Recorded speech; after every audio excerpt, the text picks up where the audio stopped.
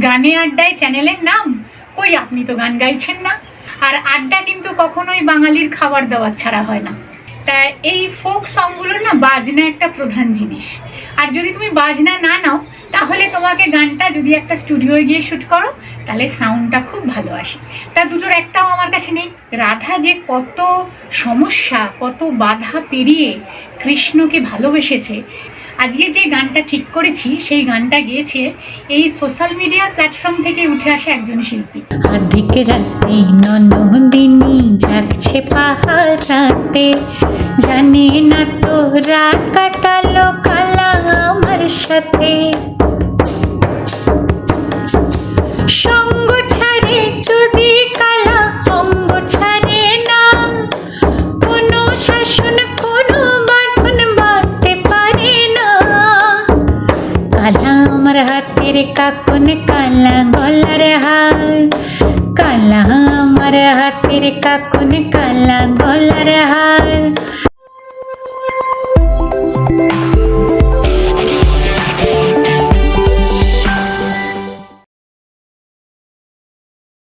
Very good evening সকলকে, welcome back to গানে আড্ডায়। আশা করি সকলেই সুস্থ আছো, আমরাও একেবারে ঠিকঠাক আছি। আজ গান শোনানোর পালা। তো গতকাল তো ওই সিনেমা দেখার জন্য গানটা একদিন পোস্টপোন করে দিলাম, আজকে তো শুনিয়ে ফেলতেই হবে তোমাদের। আমাকে দু একজন লিখেছে, জানো, গানে আড্ডায় চ্যানেলের নাম, কই আপনি তো গান গাইছেন না। এবার আমি পড়েছি বড্ড মুশকিলে। আমি তাদেরকে বলেছি যে আপনারা একটু প্লে লিস্টটা দেখুন, আমি কিন্তু গান গাই, মাসে 4টে থেকে 5টা গান যায়। আসলে কি হয় বলো তো, গান এমনই একটা জিনিস, তুমি রোজ চাইলেও দিতে পারবে না।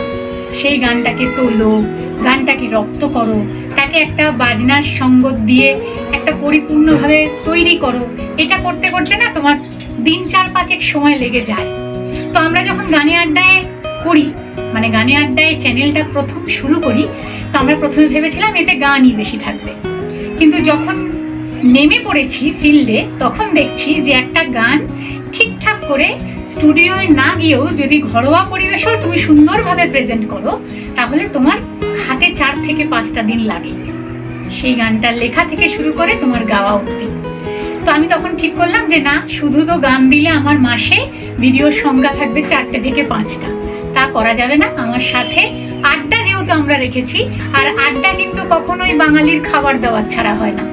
আমরা যত দূরেই চলে যাই না কেন কলকাতা থেকে, আসলে তো আমরা বেতো বাঙালি, আর সেখানে কিন্তু খাওয়া দাওয়াটা আমাদের একেবারে মূল বিষয় আড্ডা। সেই কারণে কিন্তু আমি রান্নাটাও দেখাই। তো তোমরা যারা আমাকে লিখেছো, আজকে যদি সেই ভিডিওটা তোমরা দেখো, তাহলে একটু হয়তো গানে আড্ডা সম্পর্কে আমি তোমাদেরকে বোঝাতে পারলাম। তা আজকে এখন প্রায় 6:30 বেজে গেছে, জানো, ইন্ডিয়া পাকিস্তানের ম্যাচ চলছে, তো তাই এখানে আস্তে আস্তে একটু দেরি করে ফেলেছি।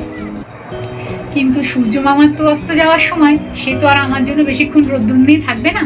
আজ হয়তো ব্যালকানিতে একটু আলোটা কম, তা তোমরা একটু মানিয়ে গুছিয়ে নিও। আজকে আমি যে গানটা গাইবো, সেটা একটা লোকগীতি বেছেছি, জানো তো, অনেকদিন পর। হ্যাঁ, অনেকদিন পর লোকগীতি বেছেছি। তা এই ফোক সংগুলোর না বাজনা একটা প্রধান জিনিস।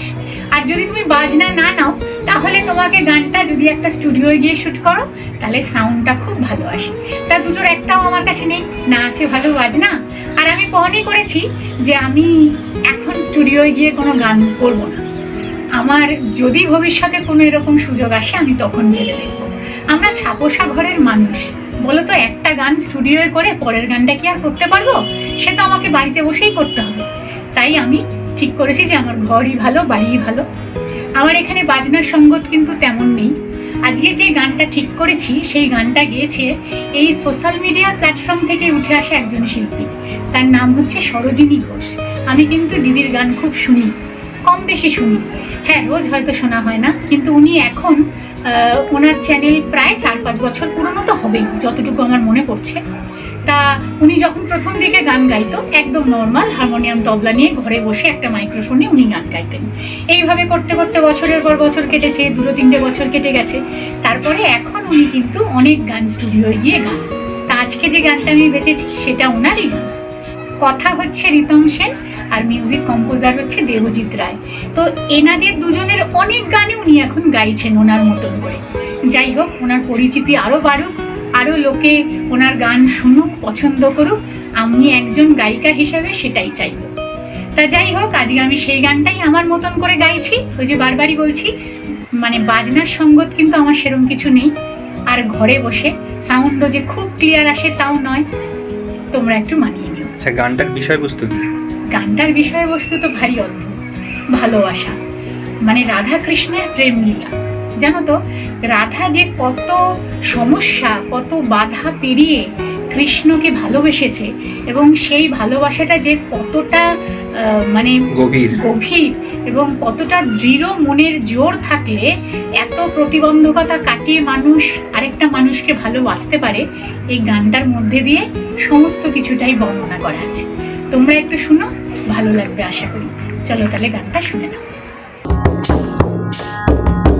কালা আমার হাতের কাকুন কালা গলার হার, কালা আমার হাতের কাকুন কালা গলার হার, কালা আমার নীল যমুনায় নিকষ আঠার, কালা আমার নীল যমুনায় নিকষ আঠার, কালা আমার চিকন কেশে বিনোদ বিনীতি, কালা আমার চিকন কেশে বিনোদ বেনীতি, চন্দন করিয়া কালা অঙ্গে মেখেছি, চন্দন করিয়া কালা অঙ্গে মেখেছি, সঙ্গ ছাড়া করে সখী করবি আমার কি, সঙ্গ ছাড়া করে সখী করবি আমার কি, চন্দন করিয়া কালা অঙ্গে মেখেছি,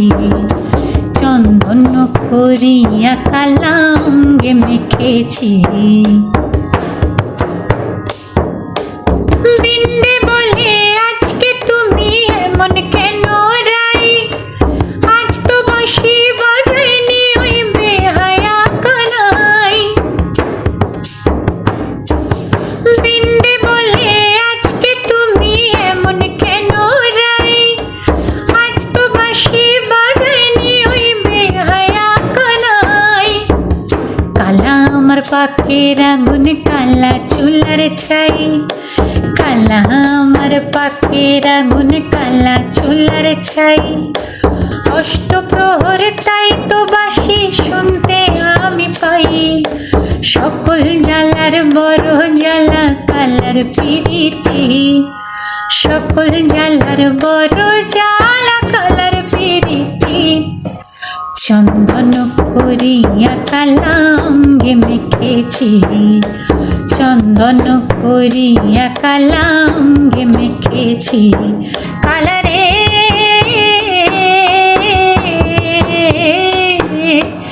আধিক রাতে ননদিনী জাগছে পাহারাতে, জানি না তো রাত কাটালো কালা আমার সাথে, আধিক রাতে ননদিনী জাগছে পাহারাতে, জানি না তো রাত কাটালো কালা আমার সাথে,